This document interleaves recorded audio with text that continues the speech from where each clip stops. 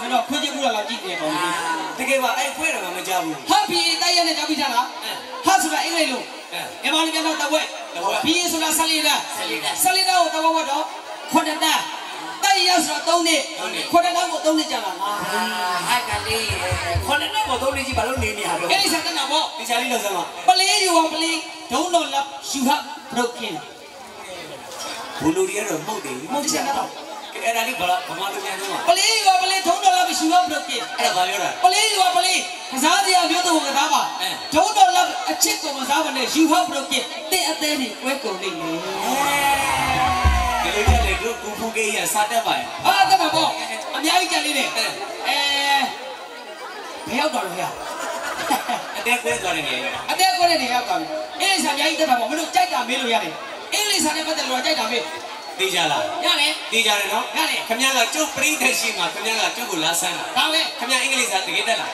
တက်ကျွန်တော်နည်းနည်းလေးပဲကျွန်တော်မသိတာပဲမေးမယ်ရောက်ပြီလွယ်လွယ်လေးပဲဖြေပါနော်ပန်းသီးကိုအင်္ဂလိပ်လိုမပေါင်းမလေးဒါနဲ့လွယ်လွယ်လေးရှင်းကခွေးပေါ်တွေမျိုးကိုတည်တယ်မြန်ခလေးပေါ်တွေအေးဒီခလေးကတော့ခွေးပေါ်ပြောဟိုလိုလူကြီးတွေဆိုခွေးပေါ်ပဲတောင်းပါနဲ့ကွာကဲကိုမိုးကဲတကယ်ခင်ဗျားအင်္ဂလိပ်စာမေးဆိုလို့ကျုပ်ကမေးမှာနော်ပန်းသီးကိုအင်္ဂလိပ်လိုပြောခေါ်တာဒါနဲ့လွယ်လွယ်လေးပန်းသီးကိုအင်္ဂလိပ်လို MPP အလီအပင်အဲ့တော့မစိုးပါဘူးကဲဆိုလိမ္မော်ဒီကို alright လိမ္မော်ဒီကို alright ORANG alright ဘလူတွေတော့မှတ်တယ်ကဲဆိုနောက်တစ်လုံးမေးမယ်မိသားအုံဒီကိုကိုနဲ့ဘာကိုကိုနဲ့ရမှာလို့6ကိုချစ်ကြည့်ထွက်တာဘာကိုကိုနဲ့ထွက်မှာလို့ငါအုံဒီကိုအင်္ဂလိပ်လိုပြောနေတာအင်္ဂလိပ်လိုပြောတယ်ပြန်ပြီးတော့ငါတက်ကိုမတက်နဲ့ပြန်ပြီးလိုက်စမ်းအုံဒီဘယ်လိုခေါ်တာအုံဒီကိုကိုကိုနဲ့ဘာကိုကိုနဲ့ရမှာလို့6ချစ်ကိုထွက်တာပါတော့မင်းမွဲကပြောနေတာကြီးကောင်းကိုပြထားချင်ကဲပါပြီအုံဒီနဲ့ဖြေနေတယ်အုံဒီကိုအင်္ဂလိပ်လိုကိုကိုနဲ့အုံဒီအဲ့ဒါငါပြောသည်ကိုအပြောလေးကိုဖြီးချမ်းဟောအဲ့တော့ဒီကောင်ကွဲပြီးတာဖြီးချမ်းနေတာနင်းနေဖြီးချမ်းပါလားမပြောသေးဘူးအပြောလေးကိုအင်္ဂလိပ်လို BANANA ဘာနာနာနင်းလေဘနာနာဒီလေဘာဘယ်နာငါမမမဘာနာတော့မရှိရောဘာလိုက်မရှိကဲအဲ့ဒါကတစ်လုံးလေးမယ်မိသားဝေးသည်ခွေးကြီးကိုကြတော့မောင်ချင်မောင်းလေးတွေရမယ်ခွေးကြီးတော့မတင်ခဲ့ရဘူးကောင်းတယ်နောက်တစ်လုံးမေးမယ်မိသားခွေးလျာသည်ဒါရတာပဲဒီလေခွေးရည်ဒါရခွေးရည်တော့မတင်ခဲ့ရဘူးမျက်မိတ်ပါလိမ့်မင်းမသိဘူးငါတက်လို့များလားမတက်ပဲနဲ့မတက်ပါဘူးအဲ့ဆိုမေးလိုက်ကွာမတက်ပါဘူးကြိုက်တာမေးတာတကယ်မတက်ဘူးမလားရတယ်သိကြလားတက်လေကြိုက်တာမေးဟုတ်ပြီကဲအဲ့ဆိုကဲတို့အိမ်မင်းမယ်ကွာအိမ်ကို house အိမ်ကို house အဲ့ဒါလည်းမစိုးကေတစ်တာကို house ဘုန်းကြီးကျောင်းပောက်ပါရုံကျောင်းဟာမရဘူးဟုတ်တယ်အင်္ဂလိပ်လိုမရလားသူလေကငါလည်းဒီရွာရှိတဲ့ကျောင်းမရလားဘုန်းကြီးကျောင်းကိုအင်္ဂလိပ်လိုငါဒီကနေပြပါဆိုင်တက်မှာပြီပြိတ္တကဆရာခင်ဗျာရှက်ပွဲတော်လေးဘုန်းကြီးကျောင်းကိုအင်္ဂလိပ်လို modern free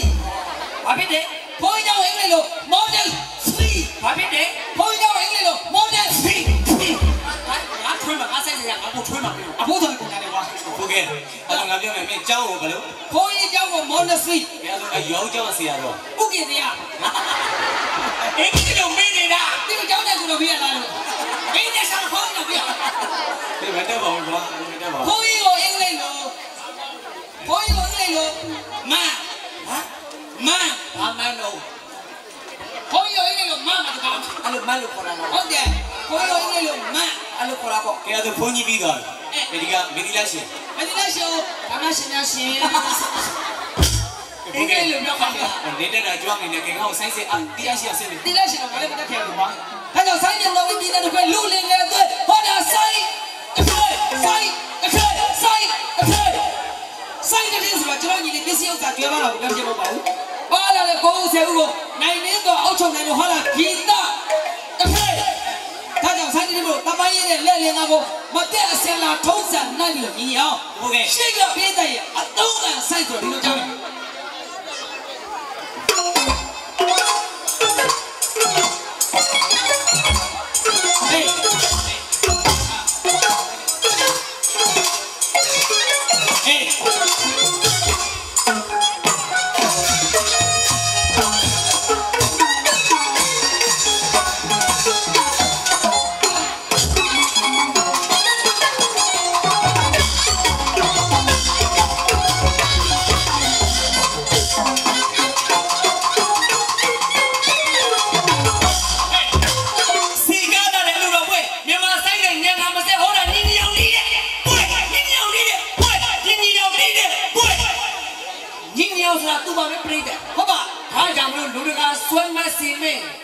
လူတကာဆွဲမစီမဲအေးစတိ ပြပါ နေကုတ်ကစောင်းလို့စောင်းတယ်ရှင်းပါ အသေးကြီးသူတို့ကလည်းအပတ်ကြီးကြီးနေကြတာ ကပြိတဲ့အားလေးပေါ်လို့စမ်းပါ အောင်ရ စီကားလာတဲ့လူတော်ပွဲမြန်မာဆိုင်နဲ့နိုင်ငံမစဟောတာညီညီအောင်ဤတဲ့ပွဲ ညီညောင်တီးတဲ့ပွဲဘာဖြစ်တော့ အဲ့ဒါညီညီအောင်ဆိုတာသူပါပဲပြိတဲ့ဒါကြောင့်မို့လူတွေကဆွဲမစီတဲ့အတိတ်နဲ့ရင်းနှီးညမှာညီညီအောင်မင်းကအချစ်ရပြိတဲ့နဲ့အတူမင်းကဒီညမှာရင်ပွဲအောင်ပြပြ ရင်ကိုပွဲအောင်တီးပြ ဟုတ်တယ်ချလို့လက်စား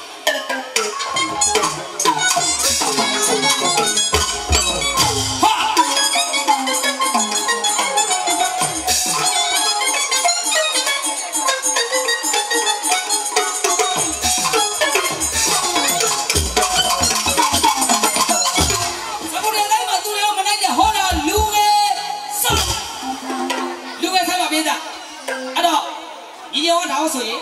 3မရှိတော့3ပွဲဆိုတော့ခရိုင်ပွဲနဲ့မတူရအောင်စိုင်းစင်ကိုကျွန်တော်ညက်နေရမှာရေးထားတယ်ရေးထားတာလက်တန်တို့ လာပြန်ပြီဒုတိယကိုပိုက်ချင်း ဟုတ်တယ်လက်တန်တို့ရေးထားတာ သိကြလား လက်တန်တို့ရေးထား လက်တန်တို့ရေးထား ကိုရေးထား တကယ်လို့ဆန်းလို့ဆန်း ကိုရေးထားကဟိုတစ်ချက်လေးဖြစ်သွားတာတို့အစိုးရဖော်နီးရဲ့ ဖော်ဝေး ဟိုတကယ်မှငါလည်းသိတာမကွက်မြဲလေဖော်ဝေးရဲ့တို့အောက်ပိုင်းပုံမြင်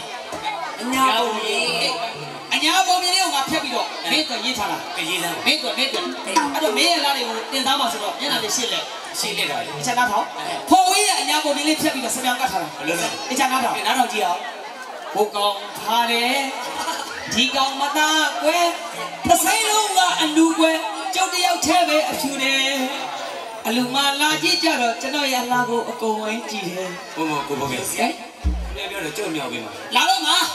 မင်းမျက်မြအလှတွေလာတော့မှာကိုရီးယားရဲ့မြန်မာမင်းသားတွေကျွန်တော်တော့မလာတော့သူတို့တွေဆဲဓာတ်ပုံရိုက်ရှင်လို့ရဲ့ ကျွန်တော်မြောက် မင်းစီလာတော့မှာခဏနေပါဦး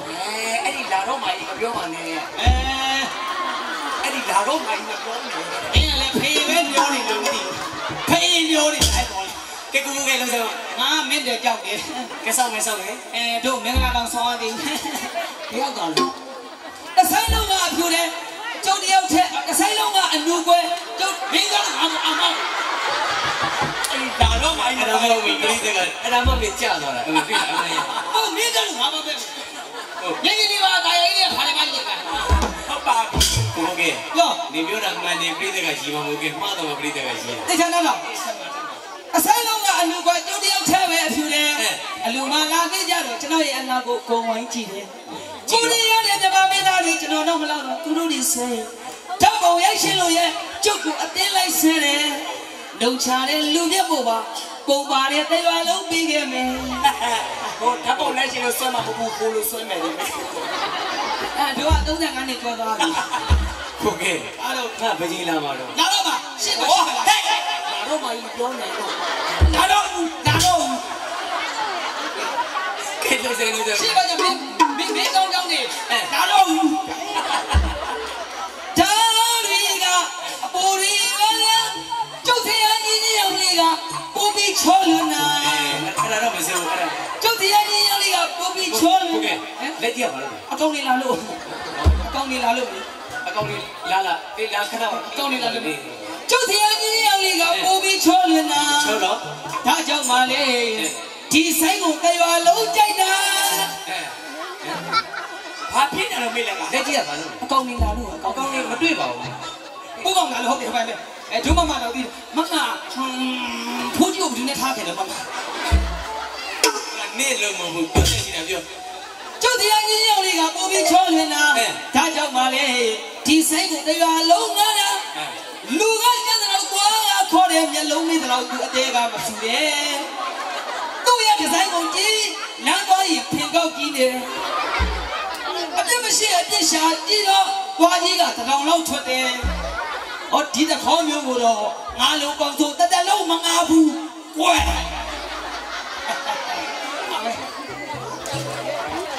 တယောက်တည်းကိုရှင်းသွားထရည်တာနော်ဟာပဲသူကြည့်တော့မကြည့်ဘူးအကြီးပဲ အကြီးပဲဖတ်ကိုပါဘူးကွာ ဩဖိုကေ ည ငါအကောင့်ပြောမလားလို့မင်းဆက်ထားတဲ့တချင်တွေကပြီးတော့ထိနားထောင်နေ အာပြီး ကောင်းပါပြီကောင်းပါဟေးငါမကောင်းပြောတယ်ကောင်ဖိုကေ ည မင်းတို့လူရှင်တို့ရဲ့အလုပ်ကဒီလုပ်ပါပဲဆိုင်းစရာမို့ချိုးမြချိုးပြောလို့တော့ပဲမင်းတို့တက်တာကဲငါဆိုင်တော့ခဏလေးထားဆိုင်တော့ကိုမနေနဲ့ခါလေးပြန် ပြန်ဘူး ညာကြီးကတော့ပြန်ဘူးလူဘဝရခဲ့တယ်ဘယ်လူဘဝရခဲ့တယ်ပြန်ဘူးကြရငါမတော်ပြောတဲ့ကောင်ဆိုင်တဲ့ကောင်မင်းနဲ့အမလေးပြန်ကြီးပြန်တော့တောင်းနိုင်ဖြတ်တယ်မှာကိုယ့်ရောက်ကိုရောက်အောင်ကျွဲခုချီးချင်းပြန်ပါတော့အမလေးအနောက်ဘက်ကတော့ပတ်ပြန်မှုလူဘဝရခဲ့ပြီမပြန်နေလားပတ်ခိုင်းလူဘဝရတယ်မင်းအပေါ်ပြီးသွားလိုက်တော့လစ်လိုက်တယ်မပြောအညာလို့ရောက်ပဲဒီမပြောတော့မင်းဆိုင်တော့လာလဲတော့ပြောလိုက်တော့တော့ဒီကစားပဲကပြောင်းပြောင်းစားပဲတော့ဒီကမပြောတော့စားပဲ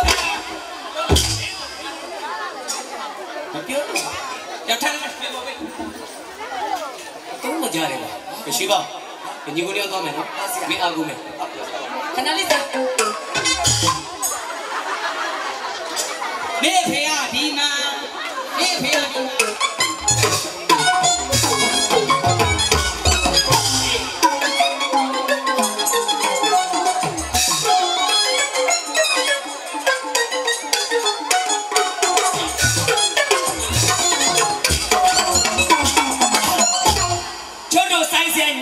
ဆိုင်ကဟောရင်နဲ့တဝဲမှာတော့ပြန်ဆိုင်ရှာတဝဲတမျိုးတော့မယူရဘူးမယူအောင်စစ်မှာကျင်းစင်ရှာပါပြီလို့ခက်ဒီညီညီရောက်ဆိုင်ကဒီနဲ့တဝဲမှာပြန်ဆိုင်ရှာ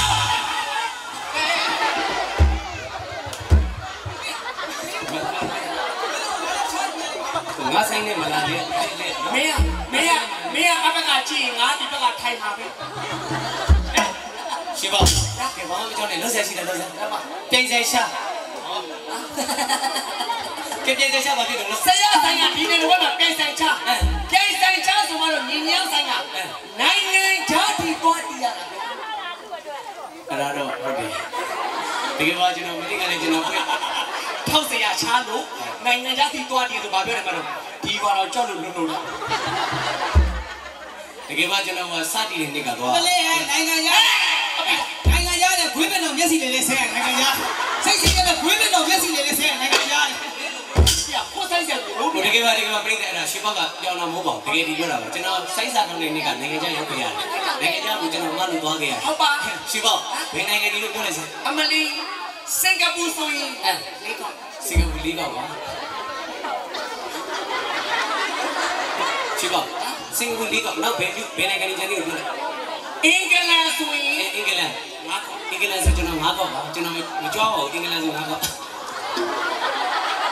ရှိပါ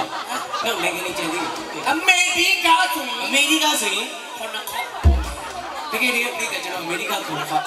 အမလီဆရာမမီဘူးလားအေးတို့ဟိုအမေရိကတော့လေဆရာစပီဆွဲကြတယ်ဆေးပြီးပါအေးစပီဆွဲကြတယ်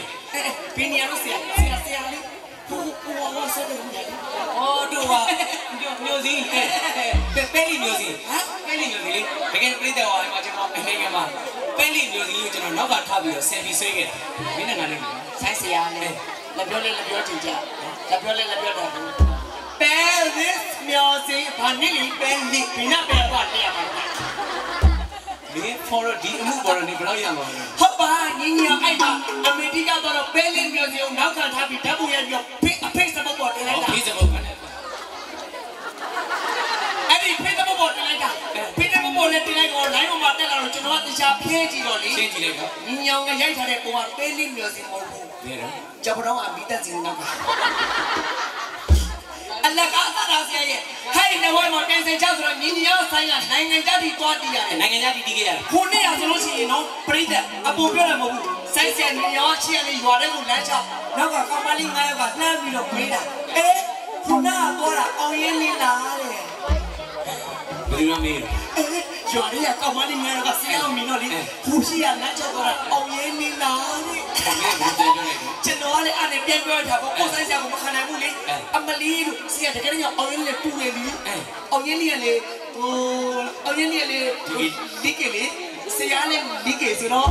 ဒီကဆရာလည်းဒီကဆိုတော့ဒီကဘာလဲဒီနဲ့ဒီနဲ့မကွဲပဲဖြစ်နေ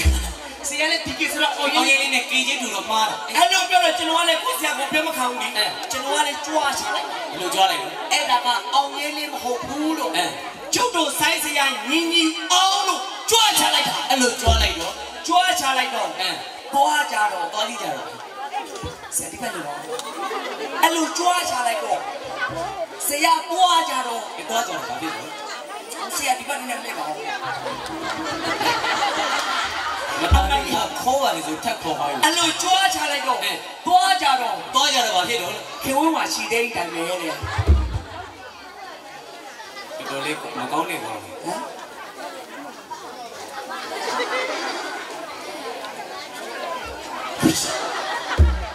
သူရှိရင်ဒီဥပအောင်ကြည့်ရတယ်ကဲဒီပွဲတော့ဖိနေငါနဲ့တွေ့ကြသေးတာပေါ့လူလူမစိတ်တည်းကျွန်တော်ကောင်းတာမဟုတ်ဘူးစိတ်ကတိုးနေတာတကယ်ဒီပြောတာဖိုးကဲအဲ့ဒါချမ်းရှိပါကဲကြားတယ်မင်းတို့ကငါဆိုင်နေကုန်နေတော့ရဲတော့ထွက်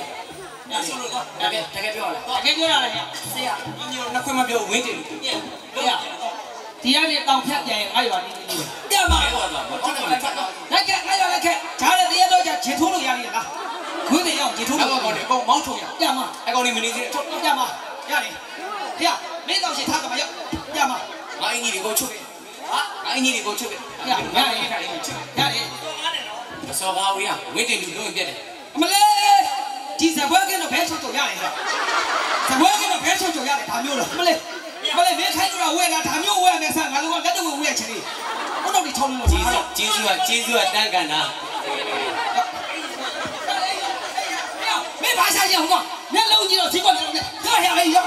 ဘာရှာရှင်းအမွေးကြီးတော့လက်နေတယ်လို့မျက်လုံးကြီးတော့ဈေးကွက်တယ်လို့ဘာရှာရှင်းပြပါ ကြားရငါကောင်တွေရန်တွေ့တာအကြောင်းမရှိဘူးလို့လည်းမင်းတို့ငါဆိုင်တော့လိုက်လာတာဘာမှမပေါ့အဲ့ဘောင်းပြီးကိုမပေါ့ဘူး ရမယ်မနေဘူးရမှာမင်းတို့ပြန်မယ်ဆိုတဲ့ဒီကချင်းချင်းပြန်မှာပါမင်းဘာလို့မျောနေလဲချင်းချင်းပြန်မှာပါလက်ရုပ်ကရပါအဲ့ဒါပြန်မဆိုတော့ရ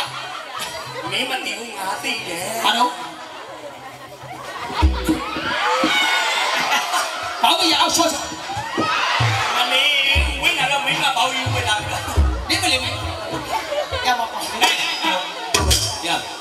မင်းတို့ကသိအောင်တစ်ခုပဲပြောပြလိုက်နော်မင်းတို့ပါမှငါဆိုင်ကြိုက်မှာမဟုတ်ဘူးသဘောပေါက်လား ရတယ် သဘောပေါက်လားမင်းတို့ပါမှငါဆိုင်ကြိုက်မှာမဟုတ်မင်းတို့မပါလဲငါဆိုင်ကြိုက်မှာတည်နိုင်တယ်အဲ့တော့ဒီဘက်မှာကျွန်တော်ပြတဲ့ထူးထူးခြားခြားပေါ့ဗျာညီညွတ်ကြီးစားကြမယ်နော်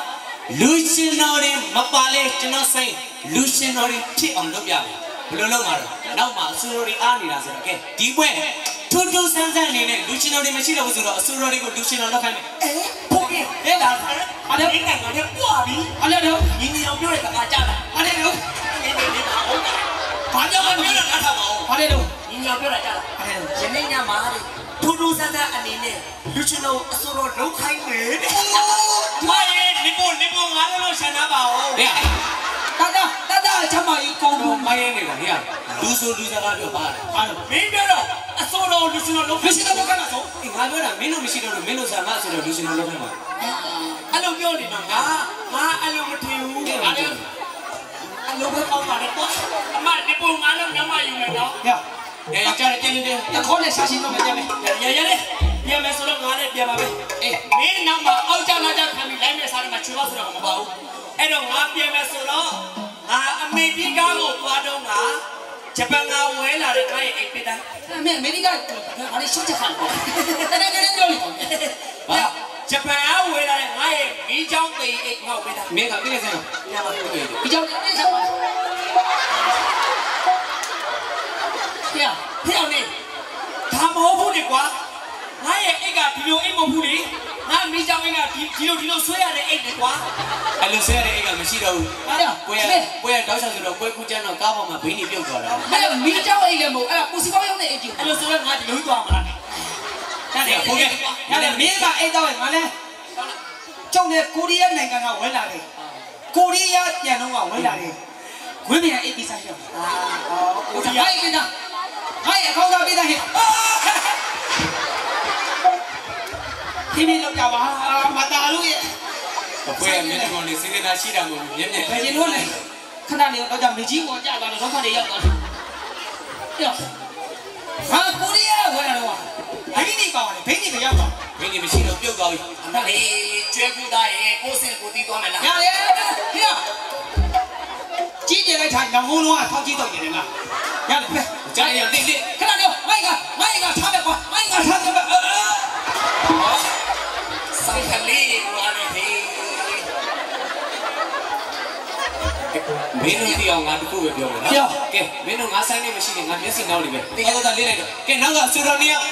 မလေးဖက်တာဒီနေ့ထားတော့အေးဖက်တာဟေးမကြီးခဏဖက်တာမကြီးကတော့ငါလည်းတော့ဘာတော်လဲခုနရက်ခါညီမလေးဖက်တာညီမလေး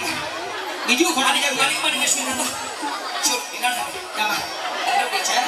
ဒီကောင်တခေါ်လေအဲ့မှာထမင်းစားတော့မဟုတ်ကိုအိမ်ကျက်လို့ရောက်နေစားတယ်လုံးချုံတော့ပိတ်ဆက်ချိုးနေစားတယ်ဆက်ကြပုံတုံးနေစားတယ်တို့မာရီကဒီရုပ်ဆောင်နော်အရင်ကလည်းအဲ့လိုပြိတ္တတွေဝင်သွားတယ်လက်စွပ်တွေပါလာတာပဲနော်ကလေးဟဲ့ရွာလေကလေးတွေကိုပြခတ်နေပါဖယ်နောက်တော့လို့တော့မှန်လို့ကလေးတွေကပြခတ်လို့ချောင်းကြဘာလို့မှန်းမသိမလေးလေးဆိုင်လေးလည်းမခနေသားတော့တခေါ်ဟဲ့ငါအရှိကုန်ယူနေဆက်ကြပုံတုံးနေစားတယ်ဟဲ့ရမှာငါဆက်ကြပုံတုံးပါအေးပါမင်းဝက်ပဲရောက်ဆက်ကြပုံပဲကျုံတုံးပါလှုပ်ရှုပ်တယ်ဝက်လည်းရောက်နေကြက်ကူတာဝက်လည်းရောက်နေတော့မကောင်းနေကောင်ဟဲ့ရှိပါမင်းကလည်းမသိငါတော့ကလေးတွေရှုပ်ချက်ကလည်းထိုင်ရဖို့များရှိတယ်မင်းကကလေးတွေရှုပ်ချက်ကလည်းငါလေးတွေမှာဒုက္ခရောက်တော့ကဲပရိသတ်ခဏလေးပါတကယ်ကျွန်တော်ဟဲ့နာနန်းချက်ဘာနေလို့ဘာတော်ကြီးတော့ဘာနေလဲလို့ဟဲ့နာပုံတဲ့တဲ့နန်းချက်ဘာတော်ကြီးတော့ဘာတော်ကြီးနာလို့ငါတော့ငါ6ဆိုကြီးထင်တာပဲငါ6ကြီးဆိုသူတို့ပေါက်ထားကြက်သားကြီးဆိုငါပေါက်ထားဟဲ့ကျက်သားကြီးကငါပေါက်ထားကျက်သားကြီးကတို့ကဒီနာထိုင်အောင်မှာတော့ခဏတော့အောင့်ထားကြဒီကြောင်ခဏခလေးနဲ့ပိတ်ထားအောင်မင်းတို့အတန်လေးတွေပိတ်မပိတ်ငါလာပိတ်ရမလားမင်းတို့မပြောင်းဘူးမလားပြောင်းဘူးကလေးအဲ့ဒါဘူးရပါလားငါတို့အတန်နဲ့ပိတ်မယ်သူတို့လည်းပိတ်ခိုင်းထားအောင်သူတို့ကခဏကလေးတွေလည်းကွဲထိုင်လို့မင်းတို့အတန်လေးတွေပိတ်လိုက်တော့ကဲပြိတ္တကျွန်တော်ကြည့်ပါခင်ဗျာကဲကူချင်ပြောဒီမှာနော်ဒီကြည့်အိုးကြည့်လိုက်ပါဦးဂူလေးကကောင်းကြီးကြည့်လိုက်ပါဂူလေးကကောင်းကြီးကဲပြိတ္တဒီပွဲမှာကျွန်တော်ထူးထူးဆန်းဆန်းနေနေပါလူရှင်တော်တွေသူတို့ပါမကျွန်တော်ဆိုင်ကြိုက်မယ်လို့ထင်နေလို့ပါအဲ့တော့ဒီကောင်းနေမပါလဲရတယ်နောက်မှာအဆူတော်နေအောင်အားတယ်အဆူတော်တွေကိုထူးထူးဆန်းဆန်းနေနေဒီပွဲလူရှင်တော်လောက်ခိုင်းပြီနောက်ကအဆူတော်နေအောင်ထအဆူအမေဟဲ့အဆူတော်ဘာနဲ့ထိုးစိတ်ခေါ်နေရလားမသိဘူးအဆုပ်ပဲပြန်ကြသွားဟုတ်တယ်တို့ကအဆုပ်ပဲသူ့ကြီးတော့ခံကုန်ကြီးကြတယ်ညီရအဲ့ဒါမင်းဆိုင်ရအစိုးရပေါ့ဆိုတော့ခုမှတေချာကြည့်မိတယ်အဲ့တော့ရင်းနေရပြင်လိုက်တော့တမိုးဂျုံထွက်လာတော့ပုံမကြီးရုပ်ပြီးပါတော့ပုံမကြီးရုပ်အနောက်ဘက်ကခန်းကြီးရှင်းဘက်ကငရုတ်တီးတော့ငါဆိုတော့ဒီဘာမှပြောစရာအကြောင်းမရှိဘူးကဲလေးလေးဒီကောင်နေမပါတော့ဆိုတော့ဒီကောင်နေသူတို့ဘာမှဒိုးဆိုင်တက်မယ်လို့ထင်တာလေအဲ့တော့လေးလေးနည်းနည်းတော့လုပ်ပြလိုက်ဆိုင်းစင်လေးစစ်နေပါမလားရှေ့ကတူလေးပြီးမယ်နောက်ကဆိုင်းစင်လောက်စမ်း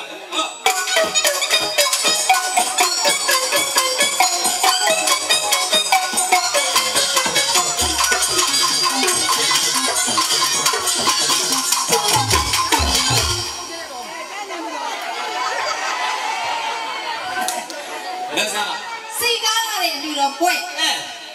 စီကားလာတဲ့အလူတော်ပွဲဆိုတော့ကြမ်းနေမြမဆိုင်တဲ့ညံတော်မဆက်ဟုတ်တာညီတရားတီးတဲ့ပွဲညီတရားတီးတဲ့ပွဲညီတရားတီးတဲ့ပွဲမလေးအမလီကောင်းလိုက်တာမင်းမော်ရောဟဲ့စီမောက်အမေမင်းလာတယ်မင်းမရလိုက်မင်းဘာသာပြောမင်းဘာသာပြောငါဘာပြောလဲတော့ပြောမင်းဘာကောင်းလိုက်တာမင်းမင်းမရလိုက်ငါမရဘူးမင်းအဲ့ဒါမရတာမင်းဆိုင်ကစီမလာအောင်ပြီးနေတာမိကောင်းဖောက်ကန်သားသမီးတွေဘာကောင်းလိုက်တာမင်းငါမင်းနဲ့မရလို့မင်းဘာကောင်းလိုက်တာမင်းကောင်းလိုက်တာမင်းမဆိုမင်းဆိုင်ကအစနဲ့ယောက်ျားလားမင်းမလားမင်းမမလို့ငါကောင်းလိုက်တာမင်းမပြောတာလေငါရိုက်ပါဘူးတော့အဲ့ဒါဟုတ်ပါပြီဘာကမှားပါအေးပါလေကနေမမမဟုတ်ပါဘူးအဲ့တော့ကိုနေရာကိုပြန်တော့မင်းမျက်နှာမကြည့်ကြဘူးနေအဲ့ဒါမနေကြဘူးငါပဲနေမှာဟိုနာအိတ်တော့လည်းကြာကဲနေသဘောကျတယ်ဆိုင်းစင်သဘောကျတယ်တင်စစ်သားမှရှေ့ကတူလေးပြီးမယ်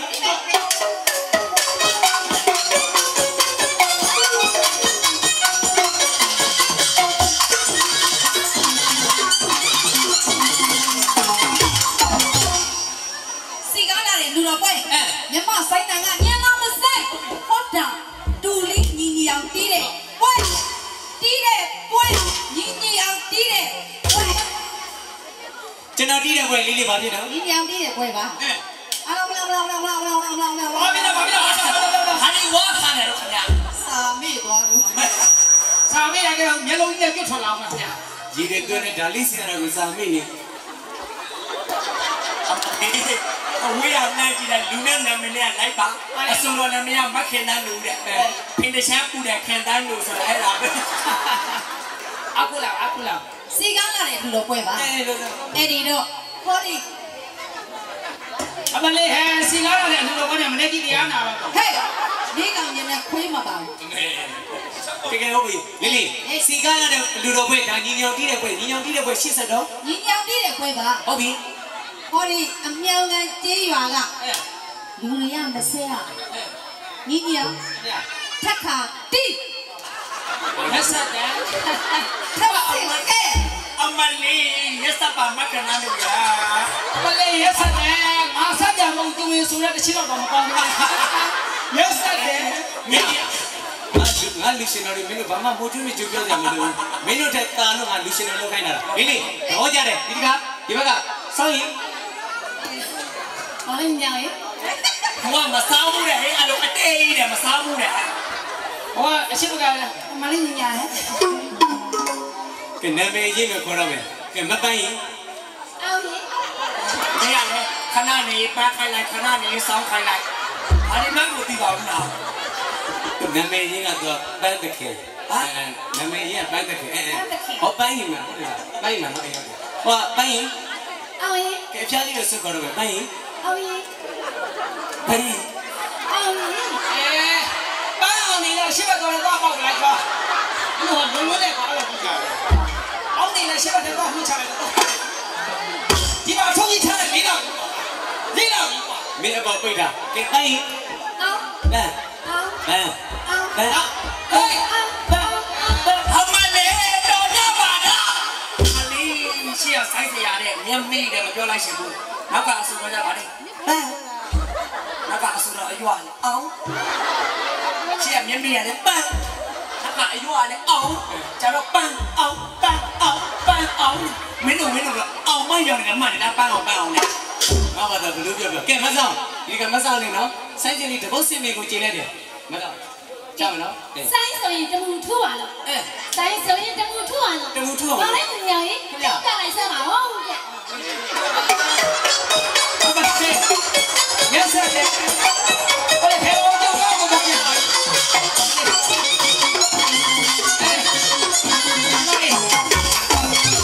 အမလေးစိုင်းဆိုရင်တမူထူအောင်လို့စိုင်းဆိုရင်တမူထူအောင်လို့မမင်းကြီးညိုကြီးတိ အမလေးဟာ ဟယ်လိုအမလေးဟဲ့မင်းတို့ကလည်းဘယ်ကိုင်လို့ကြရမှာမလဲဒါကြီးညာအခုလေဆက်စုံရတဲ့ဘုရားဆက်စုံမောင်လေးကြီးရောတိပြပါဒါတော့ဆက်ပြမောင်ကျုံကိုရတယ် အမလေးအဝေးရလိုက်တော့ချက်ရွေးတိုင်းပဲ ငါဆိုတော့မင်းတို့မိုးချုံပြချုံပြောတယ်တခုမှမကြောက်ရှိရမဆောင် ရော ပန်းရင် အမေမဆောင်းခေါ်လိုက်မခေါ်လိုက်ကလေးမဆောင်းလိုက်ပန်းလိုက်နေခံခံနေတော့ပါအခါဆောင်းလိုက်တဲ့ခါပန်းလိုက်နေကလေးမဓာခံနေတော့ပါလေ ငါဆိုတော့ငါဘလို့ခေါ်ပါမင်းတို့လည်းမဆိုင်ဘူးကဲပန်းဟေး ဟဲ့ဘာမြန်မြန်ဟဲ့တို့အေးနေပါတော့မနေမိုင်းအဲ့ကောင်ဒုပန်းနေတော့ဟဲ့အာတီရမလူက ပန်းတကယ်စိုင်းစင်တာသဘောကျတယ်နော်အဲ့တော့ဒီကောင်တွေကကျွန်တော်ပေါ်မှာနိုင်ကျင်ကြတဲ့ကောင်လေးဆိုတော့မပန်းရင်ဒီကောင်လေးနည်းနည်းသိတော့ကျွန်တော်ရဲ့ဆွေမျိုးကျွန်တော်ရဲ့အကြောင်းဘလောက်ချမ်းသာလို့ဆိုတာဒီကောင်လေးနည်းနည်းသိတော့မြတ်ပါတယ် ဒီမှာလူရှင်တော်တွေ ဘာလို့မမပါ ရကိုလေးအောက်ကပေါ်တော့လို့ထိုင်နေ ဒီမှာလူရှင်တော်တွေ ရော ကျမရဲ့စမ်းစရာညီညီအောင်ကလေ အေးအလိုကြီးမထိုင်နဲ့လို့ ဘာလို့တော့ငါပစ္စည်း ညတော့သိဘူးအဲ့လိုအကြောင်းငါပဲသိတယ်တခြားခါရောက်အရောက်ခွက်မှာအဲ့လိုခွာထား ကလေးအစင်းဒီလား အဲ့လိုထိုင်ငါ့ရွာကြိတ်ရထူရအဲ့လိုထိုင် ဒါဆက်ကြမုံရောက်ရောက်ပြီးတော့ကျွန်တော်သိဘူးလေသိပါပြီလေ တယောက်ကြိတ်ရတော့မှဆို ကျော်လာမောပါ ဒီမှာလူရှင်တော်ကတော့ ဟာနေနေနောက်တော့ဘာလို့ပြော ကျမတို့ဆိုင်စရာလေဘလောက်ညာချမ်းသာတယ်လဲဆိုရင် ကျော် ပြောပြလေ ဘောကုံမှာတွင်းနဲ့တွင်းအောင်ပိုင်နာ ဟုတ်ကဲ့သူတို့ကဘိုးကုန်းမှာတွင်းကိုပိုင်နာတယ်ချမ်းသာတယ်နဲ့သူမိတ်တယ် မပန်းရင်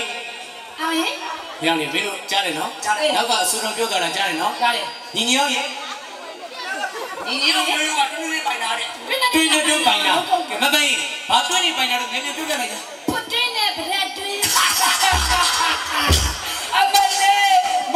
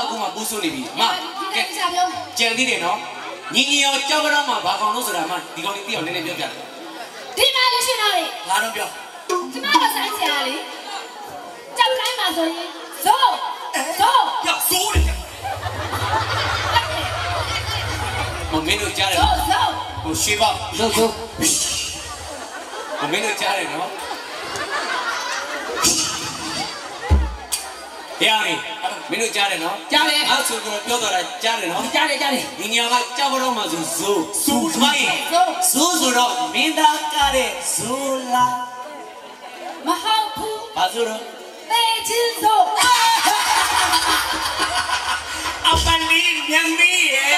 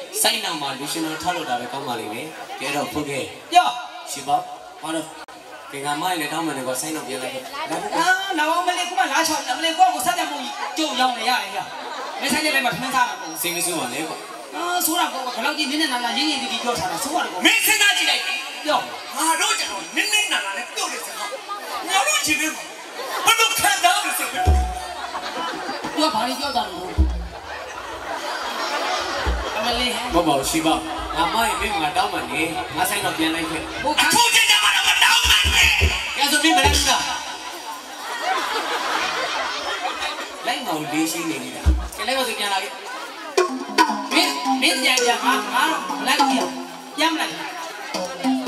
lỡ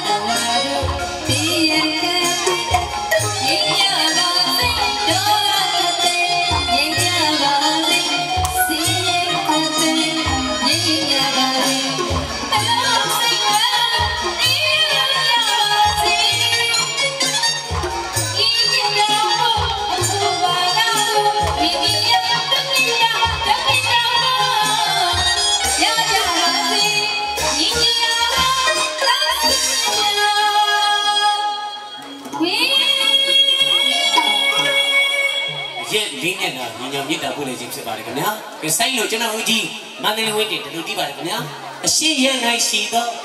ဟေး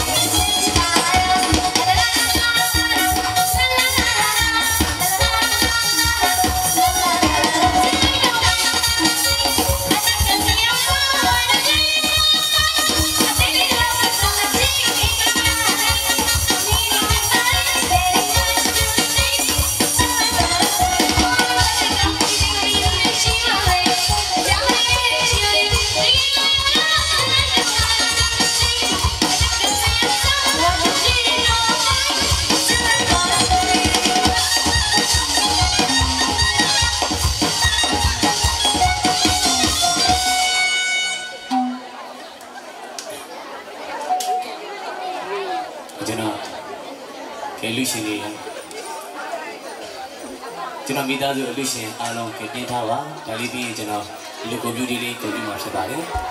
ကျွန်တော်တောင်းဆိုမှုအတ္တသမားလေးကျွန်တော်ဒါလေးဆိုပြပါစီ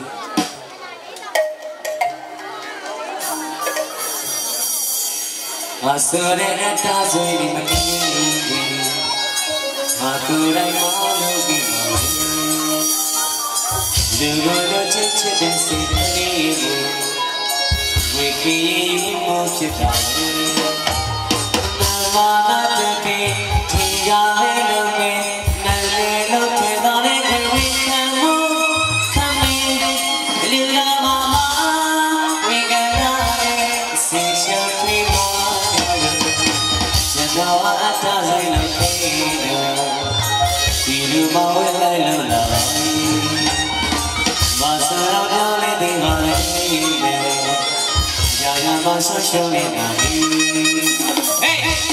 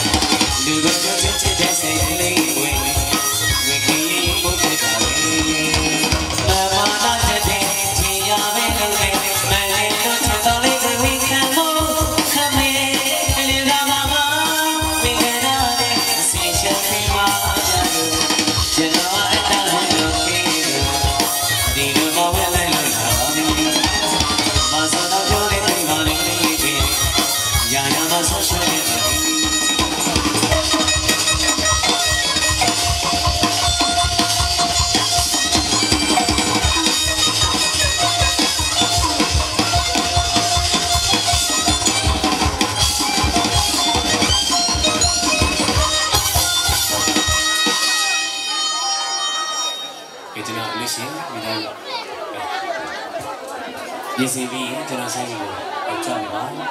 ဒီလိုမနဲ့နေပါသည့်အတွက်ဟုတ်မတန်တဲ့ကွန်ပျူတာလေးကျွန်တော်ကွန်ပျူတာလို့ပါအဲ့တော့လို့ရှင်လို့ပါလေဘာလဲတဲ့ကွန်ပျူတာလေးဆိုလို့လေနော်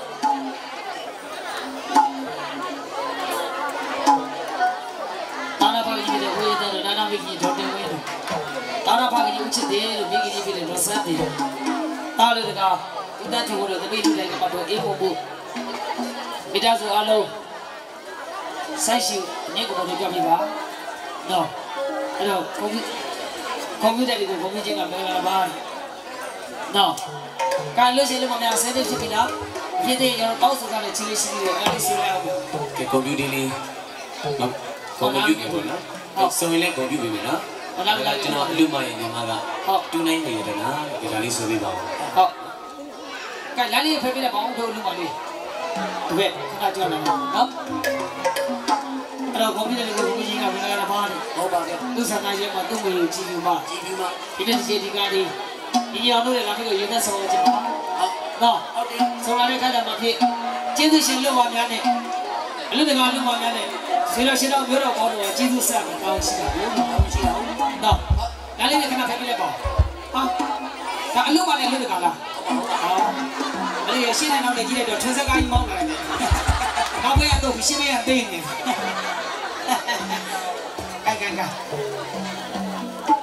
ကဲတို့ဒီဟာဒီငါလူကလည်းသူ့ဝိတ်သေးရတော့